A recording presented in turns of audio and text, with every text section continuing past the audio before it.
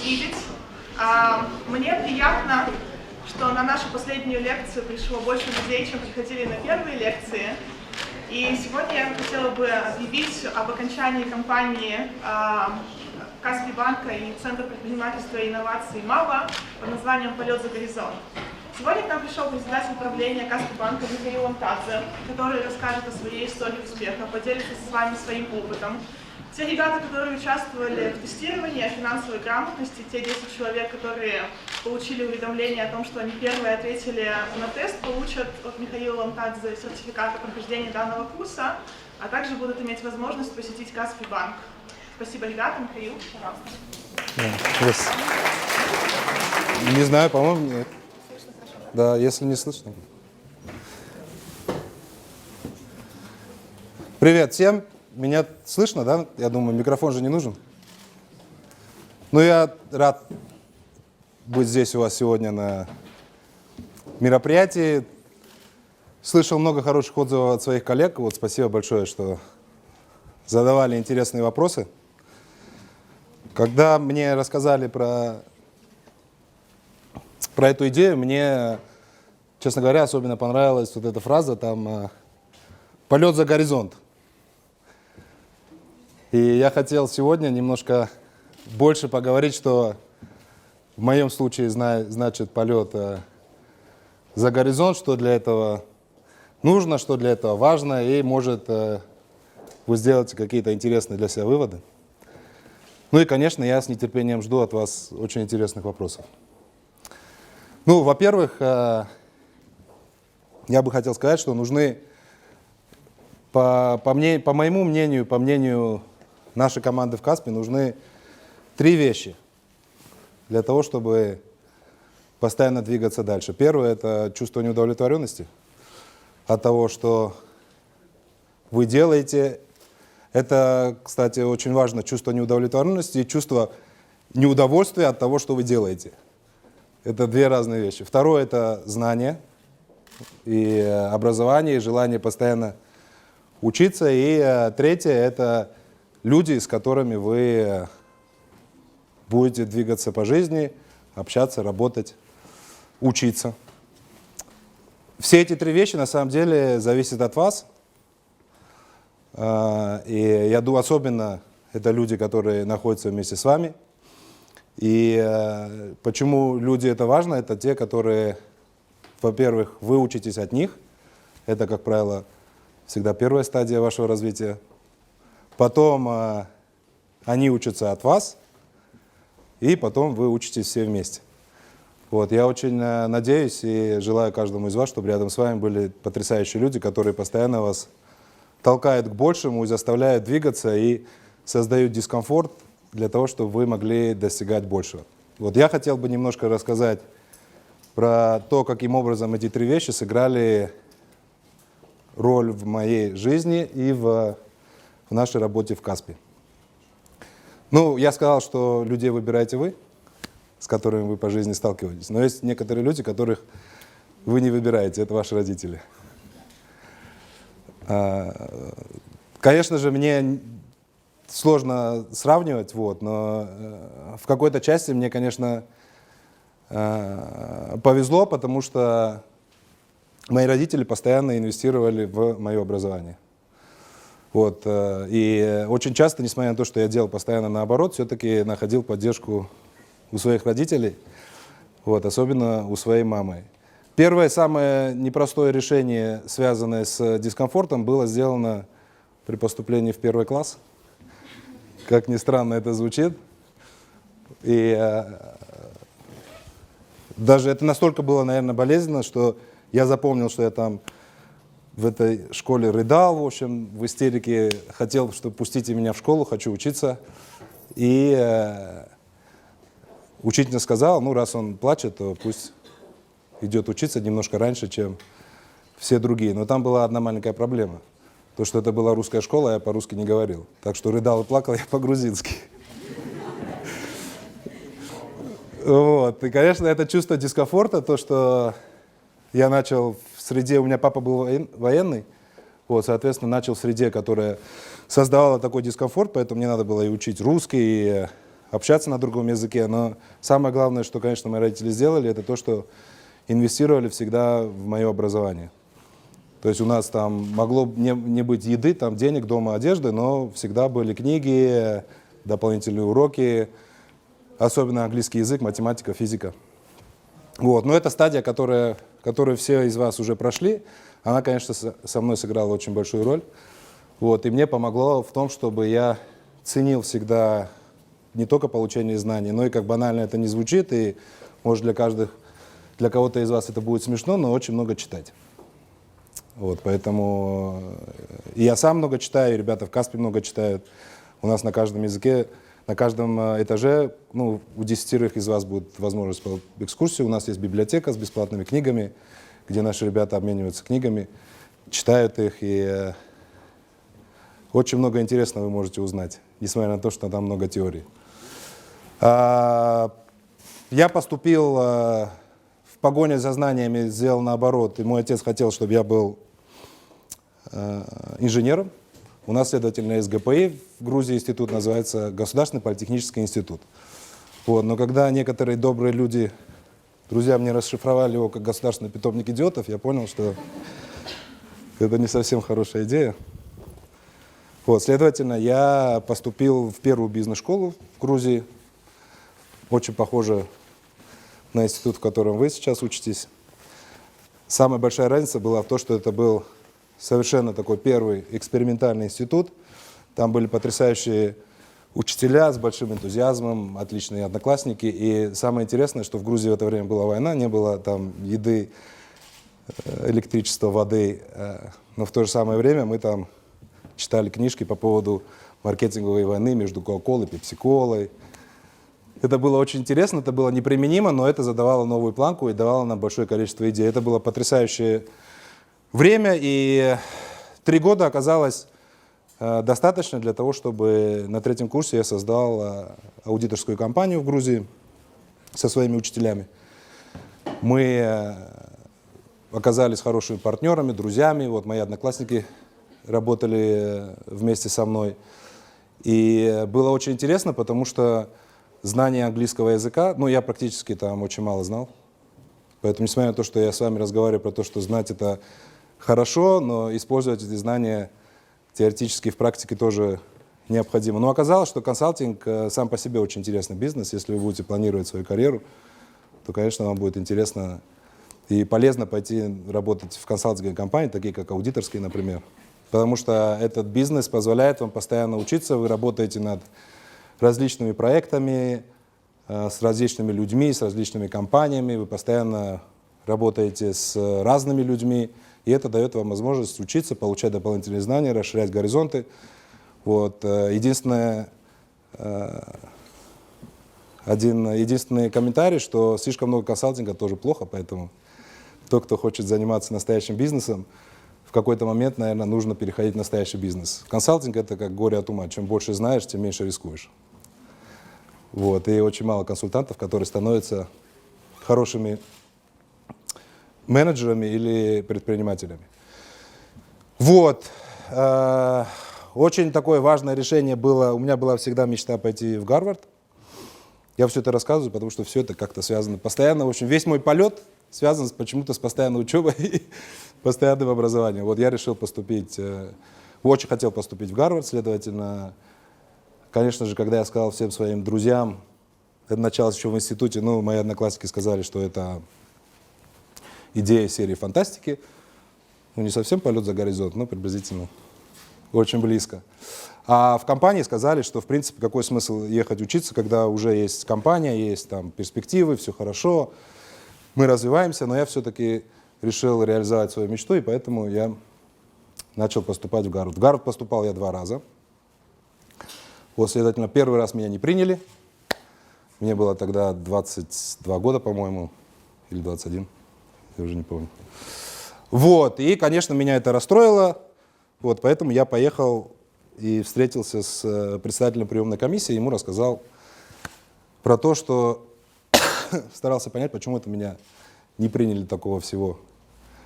Это был единственный момент в моей жизни, кстати, когда я переоценил свои возможности. Вот из серии там быть удовлетворенным успехами. Я думаю, что это было, наверное, молодость говорила, не знаю. Ну вот, одним словом, я поехал в Бостон, встретился с председателем приемной комиссии, у него было всего 15 минут, мы поговорили там час, в общем, все было интересно, и я после этого уехал и решил поступить второй раз. Но поступал я только в Гарвард, потому что считал, что это самая хорошая бизнес-школа, и надо учиться вот в лучшей бизнес-школе. И второй раз меня приняли.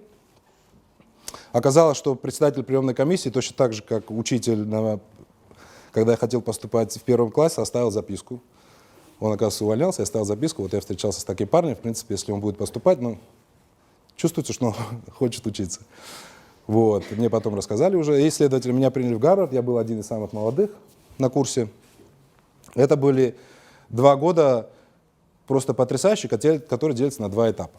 Первый этап — это когда тебе из-под крана открывает воду, она льется, ты не можешь выпить, а она все льется, и все эти знания, все эти книги вокруг, в общем, невозможно все это переварить, там спишь по 3 часа, вот, читаешь все эти кейсы, там безумное количество умных людей, там, начиная от ребят, которые там в американском спецназе, заканчивая девушек, которые там являются поэтами-журналистами. В общем, у нас был такой, очень, и со всего мира, конечно же. Было потрясающее это время, то есть первый год был такой прям безумный год учебы, и единственное, что я могу сказать, я ни одну книжку не прочитал.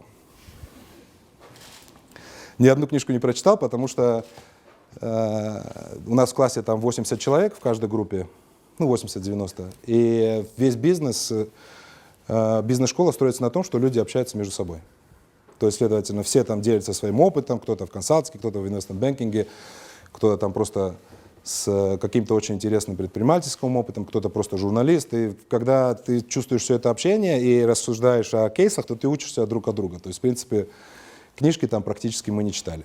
То есть мы читали только кейсы, и теорию тоже не читали, потому что все делились своим опытом. Вот. И первый год был супер напряженным, классным. Мы там все конкурировали друг с другом. Там кто-то хотел быть первым, кто-то не хотел быть последним. В результате первый год у нас отлично все прошло. И на второй год я понял, что раз первый год хорошо прошел, и я его закончил тоже хорошо, теперь можно немножко расслабиться. И поэтому второй год я больше общался со своими друзьями.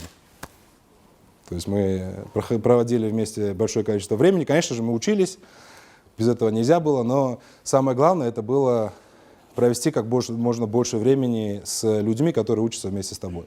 То есть знания плюс потрясающие умные люди со всего мира. В результате оказалось так, что ни одной компании в мире сейчас нету, где, например, там такие большие, значительные, где не было бы выпускников моего курса, или там мы пересеклись еще с 2 курсами, да, следовательно. Везде есть мои одноклассники, поэтому можно там поехать, пообщаться, обменяться знаниями и так далее. Вот, и как раз между первым и вторым курсом я работал под такой потрясающей компанией, называется Enron. Вот, если вы про нее слышали, это была самая предпринимательская компания в Америке в свое время. Вот, я в течение лета не понял, чем она занимается. Я не понял, как она зарабатывает деньги. Мне сделали предложение, но я отказался от работы в Enron. Вот, потому что, в принципе, я просто не понял, как они зарабатывают деньги. И, к сожалению, ну, там работали талантливые люди, к сожалению, компания обанкротилась в, по-моему, октябре или сентябре 2002 года. Или 2001.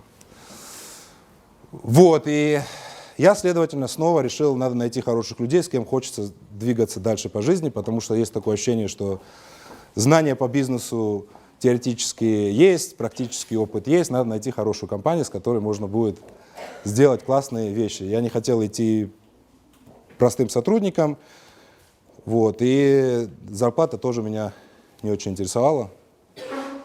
Вот, следовательно, я нашел компанию, которая называется Беринг Восток. Это инвестиционная компания в России, самая большая, международная. Просто инвестирует в России, в странах СНГ, в том числе в Казахстане. Компания, к сожалению, не нанимала, поэтому мне, как с моим поступлением в первые классы на MBA, пришлось очень много общаться с людьми. Я поехал, познакомился. Вот, потрясающие люди. Майкл Калви, управляющий директор, очень хороший мой близкий друг. Вот, и в результате всего этого общения оказалось, что они не набирают людей. Вот, нету маленькая компания, там 10 человек работает, следовательно. Мне пришлось уговаривать, чтобы они взяли гарвардского выпускника без зарплаты, потому что интересно, реально хорошие люди, давайте мы поработаем вместе. Но оказалось так, что я оказался в Беринг-Восток после выпуска и через год стал партнером в компании Беринг-Восток. Я сделал несколько инвестиций, включая Каспий. Вот, в 2006 году мы сделали самую большую инвестицию в то время в Каспий банк. И моя история 7-летнее пребывание в Казахстане, и одна из причин, почему я нахожусь сейчас перед вами, как раз началась с инвестиций в Каспий. В это время это был один из 10 банков, Каспийский банк в то время. Вот, и, конечно же, самое интересное и важное, что было связано с этой компанией, это собрать команду, которая сможет сделать небольшую революцию на банковском секторе Казахстана и в течение нескольких лет стать номер 1 розничным банком. Вот, соответственно, у нас потрясающая команда, с некоторыми из них вы виделись. Это все ребята, которые, очень немногие из них имеют банковский опыт. Кстати, начинали с разных позиций, начиная от IT, заканчивая юристами, от аналитиков до других профессий. Вот мы собрали эту команду практически со всех стран вокруг нас, включая Казахстан. И за 5 лет смогли сделать банк, в котором сейчас работает 10 тысяч человек, обслуживает 3 миллиона клиентов, является самым большим розничным банком в Казахстане. Самое главное, что является залогом нашего конкурентного преимущества, это базовые ценности и стремление постоянно учиться и недовольствоваться достигнутым. То есть постоянно чувство неудовлетворенности и люди, которых мы набираем в нашу команду и которые работают, не покладая рук, и работают очень много, включая субботу и воскресенье. Вот если вы посмотрите там, сколько людей находится в Каспий банке в офисе, я думаю, ни в одном другом казахстанском банке не работают люди по выходным столько, сколько работаем мы. Основная, конечно, фундамент все равно это то, что мы постоянно улучшаемся и меняемся. То есть если у нас есть успехи, мы из них делаем выводы, если у нас есть ошибки, мы сделаем из них двойные выводы и постоянно меняем то, что мы сделали, то, чего мы достигли. То есть у нас с точки зрения получения постоянных знаний есть некоторые вещи, которые мы делаем. Например, первое, это мы постоянно ездим в другие компании для того, чтобы получить дополнительные знания. Мы не интересуемся банковским бизнесом как таковым, нас больше интересует хорошие компании, в которых работают хорошие люди. Жарко, да, немного? Вот, следовательно, мы ездим в такие компании, например, как Яндекс, Озон, общаемся с людьми из eBay, общаемся с людьми из Амазона, с другими компаниями, там, GE Capital, я не знаю, и так далее. И все это дает нам огромное... Очень много ездим в Турцию, в Польшу, в Россию. Недавно были в прошлом году в Японии. Вот, самая основная идея заключается в том, чтобы мы получали как можно больше информации о том, как другие компании управляются и что они делают. В результате мы берем самое лучшее и стараемся реализовать у себя. Второе, это то, что у нас очень сильно приветствуется чтение книг. Не знаю, насколько вы это цените или насколько вы это воспринимаете, но, например, при общении и оценке топ-менеджеров один из вопросов, который задается по результатам достижений прошлого года, это сколько книг вы прочитали, какие выводы вы из этих книг сделали и как вы их на работе применили. Вот я люблю читать, и есть такое ощущение, что все ребята у нас любят очень много читать. Вот. И третье, это, конечно, открытый офис. Вот. Некоторых у вас будет возможность посмотреть. Это полностью open space, который позволяет постоянно общаться между собой. Нет никаких границ, преград, там кабинеты стеклянные, перегородок нету. Вот. Следовательно, очень хороший современный офис, который позволяет в любое время подойти друг к другу, там, пообщаться, принять какие-то решения. Мы делаем десятки проектов каждый год, поэтому у нас постоянно проектная работа, проблема с переговорными комнатами, потому что они всегда заняты. Но основная идея заключается в том, что мы делаем огромное количество изменений, И то, что вы видите, например, Каспий банк сегодня, и то, что вы увидите Каспий банк через 3 года, это будут совершенно другие организации. А то, что был Каспий банк 3 года назад, это было совершенно другим. Вот. И в этом является наше основное конкурентное преимущество. То есть мы постоянно меняемся, постоянно реализовываем новые идеи, и в результате этого постоянно расширяем свой рынок. Ну, чтобы вы понимали, банковский рынок в Казахстане является довольно развитым. Большое количество банков и довольно серьезная конкуренция. И факт того, что в течение 5 лет можно нарастить рыночную долю до размеров, когда ты становишься номер 1 в рознице, и чуть ли не в 2 раза больше, чем крупный банк до тебя, вот, конечно же, это является результатом совместной работы и, в первую очередь, постоянных споров для того, чтобы мы могли делать какие-то классные вещи. Ну, приблизительно я бы сказал так. Про Каспий банк, я думаю, что еще будут вопросы. Мой совет, несколько выводов, которые я для себя всегда делал, это, я повторю еще раз, это первое, стараться попадать в ситуацию, когда вам дискомфортно, потому что это прогресс, и ни в коем случае не удовлетворяйте ситуации, в которой вы находитесь. Вот. Второе – это люди, с которыми вы общаетесь. Старайтесь выбирать людей, которые двигают вас в сторону постоянного развития и роста, и создают вокруг вас большое количество дискомфорта. Эти люди должны быть умнее, чем вы. Вот. И третье – это, конечно, постоянное развитие, знания и общение не только с умными людьми, но еще и постоянное обновление своих навыков. Все что угодно. Тренинги, там, посещение, читание литературы, там, кинофильмов, всего что угодно, которое позволяет вам получить как можно больше идей. Но я знаю, что многие из вас, как правило, должны быть заинтересованы зарплатой. Вот, это очень хорошо. Я думаю, что в этом нет ничего плохого. Вот, просто статистика говорит о том, что из здесь присутствующих может только 10% людей достигнет каких-то хороших результатов. Вот, 20% людей практически ничего не достигнет и, в принципе, будет смотреть на других вокруг себя, которые достигли чего-то. И 70% людей как раз будут хорошие, стабильные, я надеюсь, менеджеры, которые будут получать хорошие зарплаты. Вот я очень надеюсь, что я буду неправ, и 10% лучших, на самом деле, в вашем случае будет намного больше. Вопросы? Да.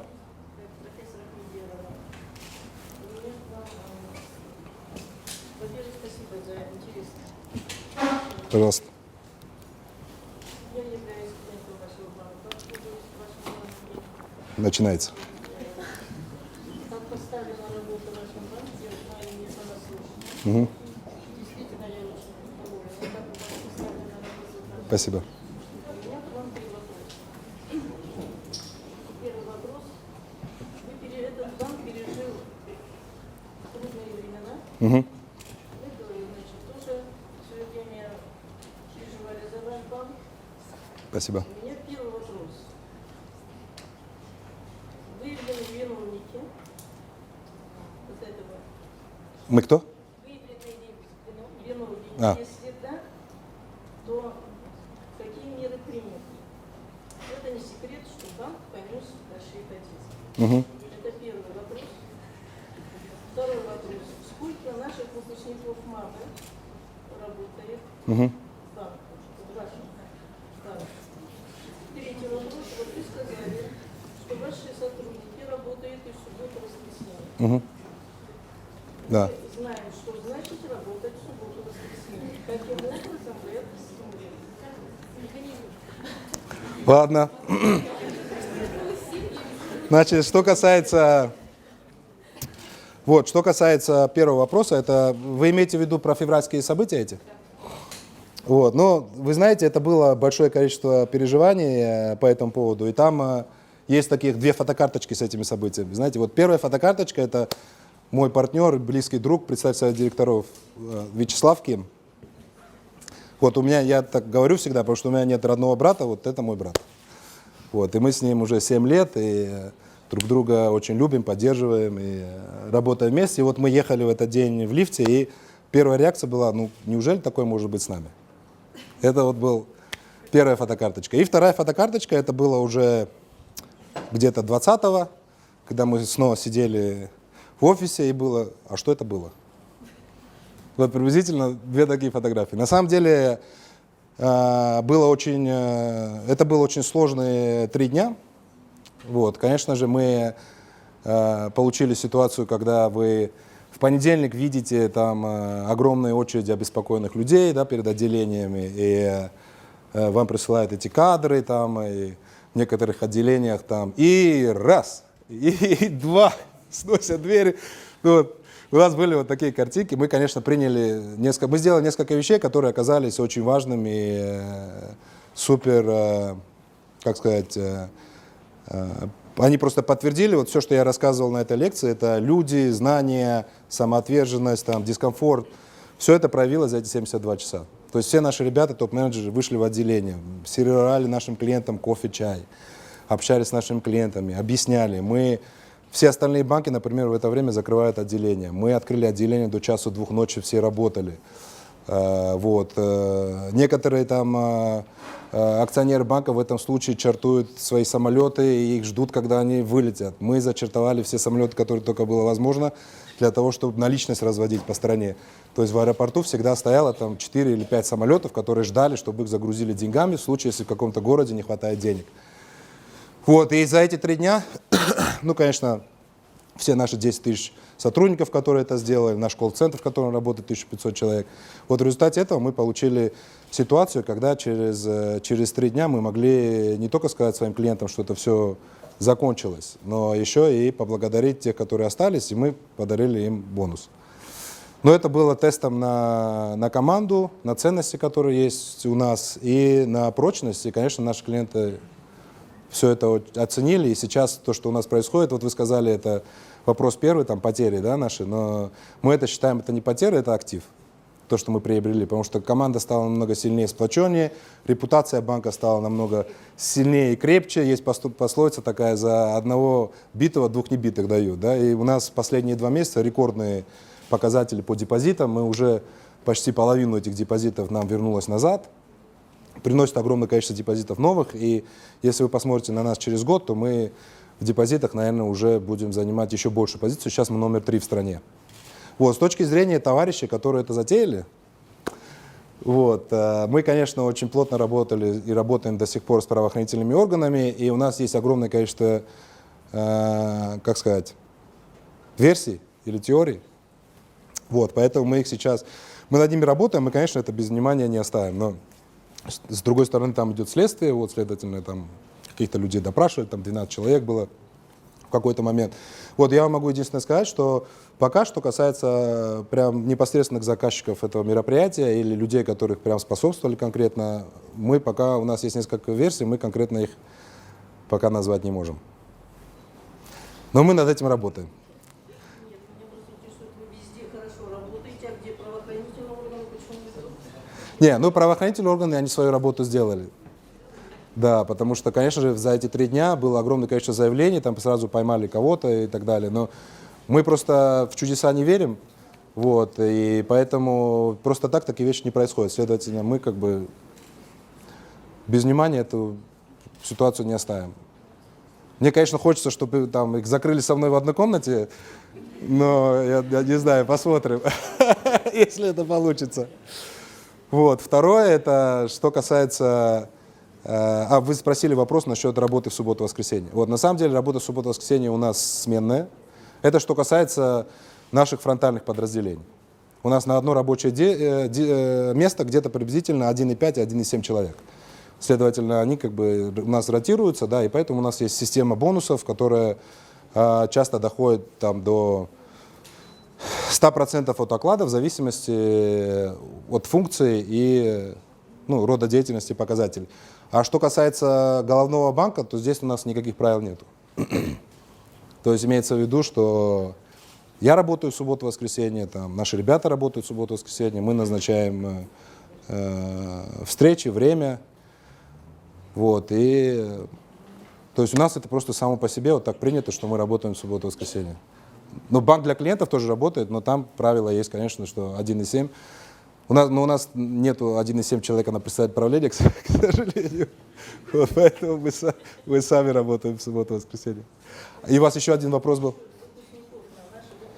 Вы знаете, я должен признаться, что я на некоторых вопросах очень сильно фокусирован, а вот на вопросах, из каких вузов у нас сотрудники, вот мы набираем огромное количество людей постоянно, вот, я не могу на этот вопрос вам ответить, к сожалению. Мы любим Каспий банк. Я думаю, что Каспий банк наши выпускников тоже.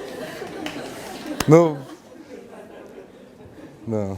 Хорошо, спасибо, мы учтем. Еще вопросы? Пожалуйста. У меня вопрос был по поводу литературы. Вот вы много говорили о том, Да. что литературу читать. Мне интересно, что вы конкретно имели в виду? Любую литературу или вот непосредственно какие-то мотивирующие книги или же профессиональные? И чему вы отдаете за предпочтение?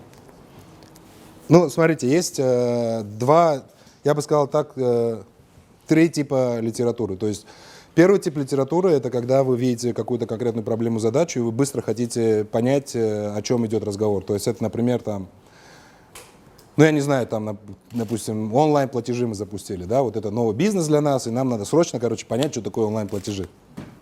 Вот, следовательно, начинаешь читать специализированную литературу и читаешь ее по горизонтали, только самое важное, потому что времени нету, нужно следовать. Вот это один тип литературы. То есть есть конкретная задача, проблема, ее надо решить, берем, находим эту литературу, ее читаем. Значит, второй тип литературы — это глобальный, который формирует там видение, интересно посмотреть, как работают другие компании. Например, там, к этому типу литературы, допустим, относится, ну, к первому типу литературы, например, относится, есть такая книжка называется по-английски, это Ultimate Question 2.0. Это про лояльность клиентов и как замерить качество обслуживания. Вот мы эту книжку сейчас очень активно читаем для того, чтобы внедрить новую систему оценки клиентского обслуживания у нас. Второго типа книжки, который я сказал, это для общего понимания, это, например, книжка там, я не знаю, G, да, Джек Уэлша, там, Guts, да, или Суть, по-моему, ее перевели на русский язык. Или, допустим, там книжка про Amazon, которая называется Everything Store. Ну, это просто общие книги, в которых большое количество там интересной информации, как Amazon развивался, там, как Google развивался. Просто интересно на опыте других. И третий тип книжек — это те, которые, до которых у меня никогда нет времени, которые я практически не читаю. Это общеобразовательные какие-то книжки и какая-то художественная литература. Вот, я не могу сказать, когда последний раз прочитал художественную литературу. Но я думаю, что это очень важно, как бы это интересно, это обогащает, но у меня для этого нет времени, поэтому я это все отбросил и как бы на пенсии, наверное, начну снова читать. То есть три типа, да, для решения конкретной проблемы, для внутреннего обогащения, чтобы видение сформировать, и третье — это для общего развития. Вот приблизительно я бы сказал так. Но где-то, если говорить, например, про мою цель, то это одна книжка в неделю. Ну так, приблизительно. Сейчас тем более есть Kindle, поэтому совсем легко все. Еще? Вот вы очень много говорите про Каспий банк, и, конечно, ваше имя связано с этим банком. Как бы теперь известно, что год тому назад вы приобрели интернет-платформу «Колеса». Что бы вы могли рассказать про этот бизнес, как вы пытаетесь себе развивать, как вы его видите в дальнейшем? Ну, нас, в принципе, все интересует, все, что касается технологий. Вот, следовательно, на самом деле, что касается колес и крыши, это самый большой бизнес, который связан с...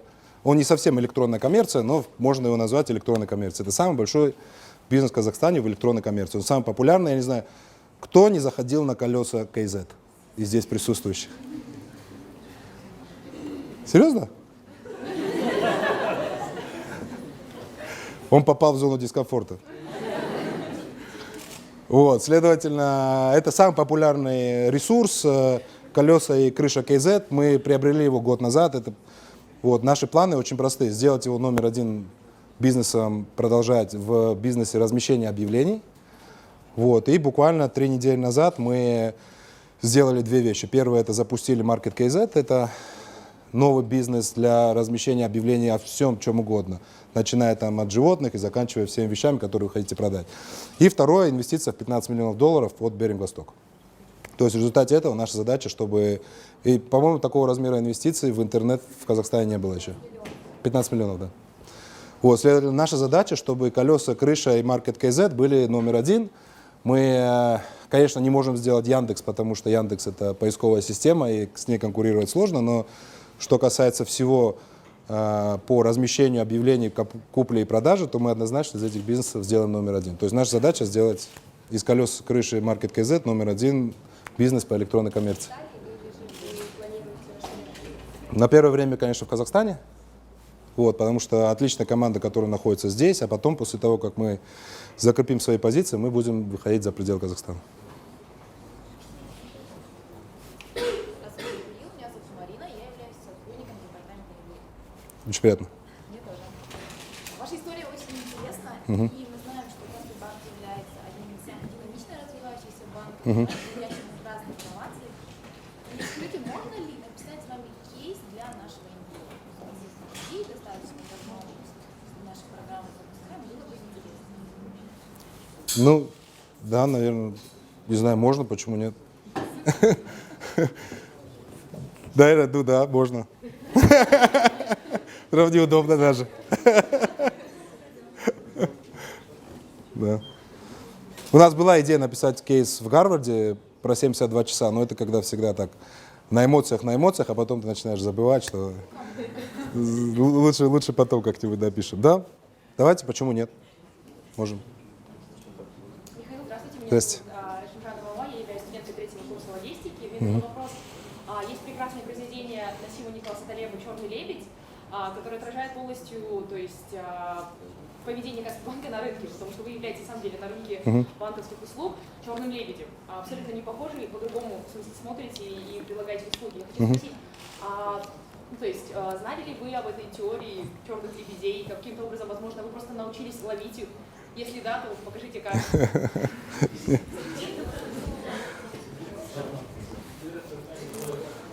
Да. Ну, насчет... я бы сказал так, что, в принципе, как мы делаем какие-то вещи внутри, то есть, ну, во-первых, мы фанатично относимся к технологиям. То есть, чтобы вы понимали, наш бюджет инвестиций в IT — это минимум, ну, где-то $20 миллионов, может быть, в год. То есть мы намного больше IT-компания, чем там банк обыкновенный. Вот. И из-за того, что мы очень сильно относимся к технологиям, поэтому весь наш бизнес строится на быстроте принятия решения по обслуживанию клиентов и по анализу баз данных. То есть, следовательно, мы очень много усилий прикладываем на то, чтобы мы постоянно все лучше и лучше могли делать правильные предложения правильным клиентам. Теперь, как мы реализуем эти идеи? Ну, мы их реализуем очень просто. То есть мы сказали, что нашим основным конкурентным преимуществом и нашей целью является бизнес физических лиц. Вот. Из-за того, что это бизнес физических лиц, поэтому все идеи, которые мы реализуем, они касаются физических лиц. До этого времени это были только банковские услуги. Вот в этом году вы увидите, что это будет намного больше, чем банковские услуги, которые мы будем нашим клиентам предоставлять. Идеи мы реализуем очень просто. Мы всегда говорим, а в чем наше конкурентное преимущество? Вот, есть наше конкурентное преимущество. Очень часто, конечно, люди думают, что наше конкурентное преимущество в том, что мы умнее всех. И, как правило, это бывает ошибочным. Вот, потому что другие тоже думают, что они умнее, чем вы. Вот, и мы стараемся найти конкурентное преимущество, которое отражается на конкретных цифрах. Вот, очень простой пример. Это мы где-то 6 или 8 месяцев назад решили запустить бизнес по приему платежей. Вот причина, почему мы решили запустить, это терминалы. Я не знаю, кто-то из вас соприкасался с ними уже, но их там 3000 уже по всему Казахстану. Вот, и эта история, она на самом деле родилась из-за того, что мы хотели сделать удобство для наших клиентов, это мы хотели принимать платежи, чтобы у нас было меньше очередей. Ну, вы все знаете, кто у нас был, что у нас очереди — это серьезная проблема. Вот, следовательно, мы обратились ко всем сетям по приему платежей, сделайте для нас, пожалуйста, эту услугу. Оказалось, что никто из них эту услугу по нормальной цене предоставить не может, это очень дорого, для клиентов это неудобно, и оказалось, что мы бесплатно эту услугу нашим клиентам не имеем возможности дать. Вот, поэтому мы сказали, ну хорошо, ладно, если вы как бы не хотите дать нам нормальные условия, тогда мы сами войдем в этот бизнес. И мы 6 месяцев назад зашли в бизнес терминалов, сделали их абсолютно бесплатными для наших клиентов. И уже в этом месяце у нас их 3000, уже около 3 миллионов людей сделает платеж. И мы где-то всего платежей, по-моему, на 6 миллиардов тенге примем уже в этом месяце. Насколько я знаю, у вас была проблема с этими терминалами, потому что есть аналогичные площадки, как WoodPay и так далее, которые, ну, как бы не давали, как бы, развиваться. Я знаю, что некоторые из ваших, то есть терминалов даже разбивались и так далее, и вы в ответ на это как раз-таки сказали о том, что, ну, как бы, или Ну да. пиарили о том, что каждый разбитый автомат будет ставить 2 или 3 новых. Да, на YouTube даже есть ролики, как воруют. Да. Называется «Полная инструкция, как украсть терминал Каспий Банк». Вот, поэтому, да, там их заливают клеем, отключают от электроэнергии, значит, забегает в магазин, воруют наш терминал, загружают в микроавтобус, то есть мы приблизительно где-то там несколько терминалов теряем там каждый месяц, да, вот. И мы просто сказали, что против взлома нет приема, следовательно, если этот сервис бесплатный, а агрессивности у нас... Я много говорил про знания, конечно, но я мало сказал про желание как бы быть первым и всегда всех там побеждать. Вот, следовательно, мы довольно агрессивны с точки зрения бизнеса, если перед нами стоит цель. Поэтому мы сказали, что на месте одного терминала там будем ставить 2, на месте 2 будем ставить 4. Ну, в результате, вот как вы видите, мы растем безумными темпами сейчас. И вот у нас, я думаю, что через 6 месяцев мы уже будем, если не самым большим, то вторым точно по размерам. То есть мы берем цель, анализируем рынок, смотрим, в чем конкурентное преимущество и что мы можем сделать для клиента. И после этого заходим на этот рынок. Пожалуйста. Я живу в районе Кэптем-3, у нас там стоят 2 автомата с огромной комиссией. Район спокойный, так что, пожалуйста, поставьте, пожалуйста, Адрес. Давайте адрес поставим. вот напротив цирка, я живу на Сапаево. Вы знаете, вот есть надо мной все мои как бы друзья и коллеги, особенно вот Слава Ким, постоянно шутят, потому что, вы не представляете, я постоянно на работе, и когда со мной говорят по адресам, эта история началась там 3 года назад, да, когда Слава мне говорит, я тебя жду, я говорю, где ты меня ждешь? Ну там где-то что-то, на пересечении Абая-Гоголя, он говорит, да. На пересечении Абая-Гоголь не пересекается же. Они у меня до сих пор пересекаются, поэтому я адреса, вы просто адрес дайте, и мы это как его, сами найдем его. Прямо напишите нам.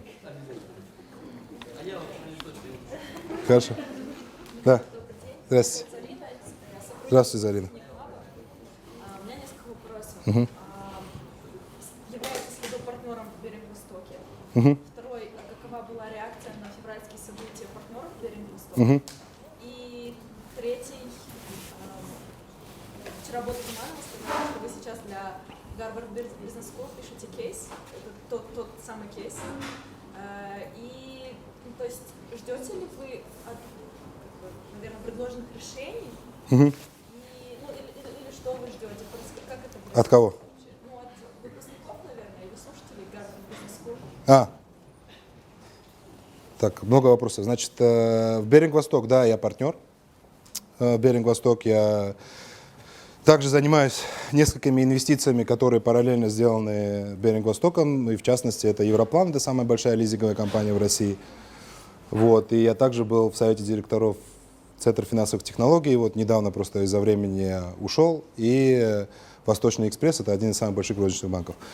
Вот, я участвую также ну, все меньше и меньше, у меня мало времени, я большинство времени здесь провожу. Вот, ну, где-то раз в квартал вот, езжу для того, чтобы обсуждать там различные инвестиции. Так что да, я партнер Беринг-Восток. С точки зрения реакции Беринг-Восток и акционеров на ситуацию в течение 3 дней, вы знаете, там реакция была, вот как я сказал, как у нас в команде, так и у акционеров. Вот, имеется в виду, что все сконцентрировались, Майк Алвей приехал, мы сделали совместную пресс-конференцию в четверг. Вот, следовательно, он там прилетел за 24 часа, там непонятно откуда, непонятно где он был. В общем, мы все собрались вот, и сделали пресс-конференцию, чтобы убедить в том, что фонд Беринг-Восток, у которого там почти 4 миллиарда долларов под управлением, стоит за Каспий Банк. И Майк, когда мы еще сказали, что 300 миллионов долларов, вот там дополнительные возможности от Беринг-Восток, и тогда про Майка была статья, мы все над ним издевались, что приехал американец и привез 4 тонны кэша. Вот, это про Майка. Вот, так что реакция была, ну, не было у нас времени на реакцию, мы просто концентрировались и делали правильные вещи. Так что там все было очень нормально, хорошо. Ни одного письменного приказа не сделали. Насчет кейсов в Гарвард бизнес-школе узнал только от вас, только что. Вот-то не попадет, надеюсь. Бота не попадет, нет. Вот, поэтому у нас были такие идеи, вот я сказал, но пока мы конкретно ничего не делаем в этом направлении. У нас есть просто одна вещь, которая касается Гарвардской бизнес-школы, это что все наши топ-менеджеры, если они находят время, они имеют возможность поехать и учиться. Вот, следовательно, у нас уже 2 человека отучилось на executive management, и у всех есть эта возможность. Вот поэтому мы с бизнес-школой очень дружим. Вот, пока кейс не писали. Еще нет, пожалуйста. Можно? Да. Меня зовут Турбон, я 3-й курс финансов. У меня к вам такой вопрос. Как вы считаете, уровень нашего образования казахстанского соответствует уровню отличного работника с отличными перспективами, таким, как у вас были в молодости? Ну, в смысле, вы все еще молодые, но... В начале вашей карьерной лестницы, как известно, вы закончили Гарвард, правильно? Да. Вот. Так мне вот интересно, вы, скажем, смогли бы ли вы достичь таких же высот, если бы вы закончили тот же МАП или что-то казахстанское, какое-то казахстанское учреждение? Ну, смотрите, вот с точки зрения образования в целом, я могу сказать, что самая наша основная, скажем так, и задача, и сложность – это находить постоянно квалифицированные кадры. Вот эта задача у нас есть, и я не могу сказать, что это очень легко сделать. Поэтому мне сложно оценивать систему образования, но я единственное могу сказать, что это очень сложно находить сильные кадры. Вы наверняка даете предпочтение специалистам с зарубежным Нет. образованием. Мы даем предпочтение в большинстве случаев, если это касается управляющих должностей в последнее время, людей, у которых есть IT-направление или IT-бэкграунд.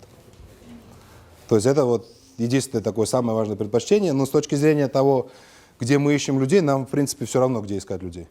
Но мы их ищем везде. То есть у нас и в Казахстане, и в Польше, и в России, в Украине, в Грузии, в Белоруссии, там, в Армении, ну где угодно. В общем, мы везде людей ищем. Мы единственное не дошли пока до Штатов, но посмотрим. С нашими планами, может, и до туда. С точки зрения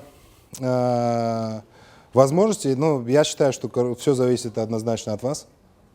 Это да, но В первую очередь. наверняка вы чувствуете разницу между Гарвардом и, скажем... Не, ну это такой вопрос.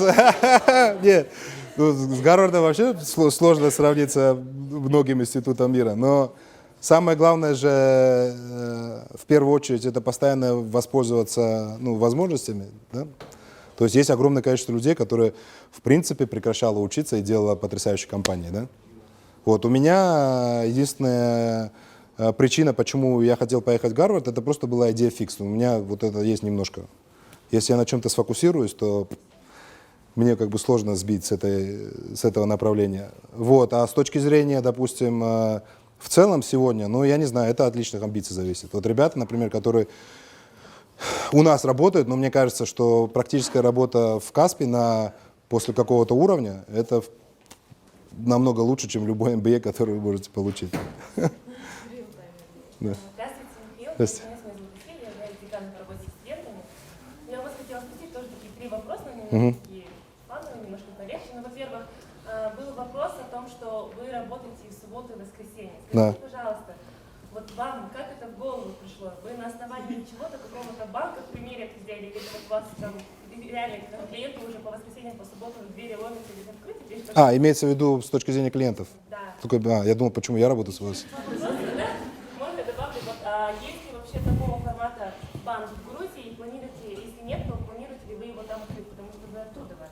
И третий вопрос, почему именно Антонио Бандерас? Не могу понять, это была самая крутая реклама, почему именно он? Значит, с чего начать? С точки зрения работы по выходным, вы знаете, очень мало банков, которые работают по выходным. Если вы даже пообщаетесь со своими друзьями на Западе, в Америке практически нету банков, которые работают по выходным. Вот. И вы знаете, самый главный сюрприз для меня до сих пор, почему другие банки не работают по выходным, включая казахстанский. Вот мы до сих пор уже 4 года работаем по выходным, обслуживаем клиентов. Вот вы посчитайте просто с точки зрения бизнеса в году сколько выходных. Да, это мы говорим, давайте скажем так, что это где-то там, сколько процентов времени? 5? Если выходные брать в субботу и воскресенье, то это 10. Давайте скажем. 108. Все, давайте вот четверть, 20%, короче. 20% времени, ну там праздники все равно есть. Вот где-то там 15-20% времени мы больше работаем, чем любые другие. Но это означает, что мы на 15-20% лучше показатели показываем чисто математически, чем любые другие. И я не знаю, почему другие банки не работают. Мы принимали это решение. Ну, одна из причин была, что мы работаем в субботу и воскресенье. Почему бы всему банку не работать в субботу и воскресенье? Но это была шутка. Вот, но на самом деле мы сказали, что банк ничем не отличается от супермаркета. Вот, если вы ходите как бы в магазин, там, в гипермаркет покупать вещи себе там, в субботу, воскресенье, когда у вас свободное время, почему банк не должен быть открыт в субботу, воскресенье? Вот поэтому мы приняли решение, что мы хотим работать в субботу, воскресенье. В результате у нас с самого начала как бы мы практически не было у нас бизнеса, потому что люди не привыкли. Сейчас в субботу, воскресенье у нас больше бизнеса, чем в рабочий день. Вот, так что мы, в принципе, считаем, что это одно из самых важных решений, и наши клиенты его очень сильно оценили, а наши конкуренты это недооценили. С точки зрения теперь Грузии, по-моему, да? Да, нет, Грузия это потрясающая страна, у меня там вот родители, огромное количество друзей, поэтому я когда выйду на пенсию, я обязательно вернусь в Грузию. С точки зрения бизнеса никаких планов в Грузии нет. Потому что, ну, так, мы сконцентрировались на Казахстане, поэтому весь бизнес в Казахстане, следовательно, ни личных, ни Каспи самого. И, с Антонио Бандерасом, ну, там совпадение многих факторов. Во-первых, что то, что все говорят про Антонио Бандераса, это значит, правильный выбор был, да? Кому-то нравится, кому-то не нравится, но самое главное же, все заметили, обратили внимание. Вот, мы выбирали звезду, которая очень, во-первых, она звезда, которая могла и согласилась бы работать в банке. Ну, чтобы вы понимали, Антонио Бандерас физически работал в нашем отделении. Вот, и мы, когда общались там с такими, например, как там Ума Турман, да, ну, немножко было Уму Турман сложно убедить в том, что надо работать в нашем отделении, там, обслужить минимум X клиентов, и вот как-то мы Уму Турман на другое мероприятие, наверное, придумаем. Вот, а Антонио, во-первых, оказался потрясающим человеком, вот, у него оказалась, мама мечтала, чтобы он был банкиром, вот, поэтому у него все это как бы вместе сложилось, и поэтому мы вот его, нам очень повезло, мы его привезли, и он на самом деле очень хороший человек. Самое главное, что у него классные такие ценности, он очень честный, порядочный, справедливый. Еще вопросы? Да.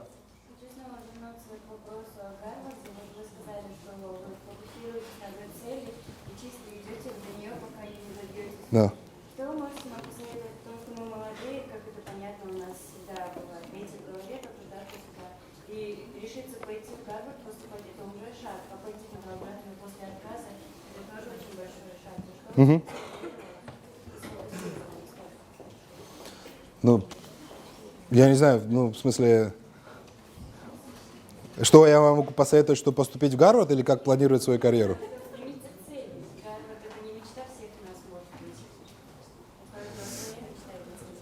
Ну да. Хотя вы глубоко ошибаетесь, если у вас нет такой мечты, как поступить в Гарвард. Это сложно понять. Вот, с точки зрения теперь вашего планирования, ну, вы знаете, мне это, ну, этому как бы сложно обучить, но я не знаю, как вам сказать, понимаете. Вот не знаю, вот у меня как бы не было денег, поэтому у меня не было времени для того, чтобы тусоваться с друзьями. И ограничения это в жизни хорошо, понимаете. Вот я с друзьями не тусовался, там музыку не слушал в таком количестве, как мои многие друзья. Поэтому у меня был чисто фокус. Я вот хотел быть, если я учился, я должен был быть номер один. Если я шел в бизнес, я должен был быть номер один. Вот и все.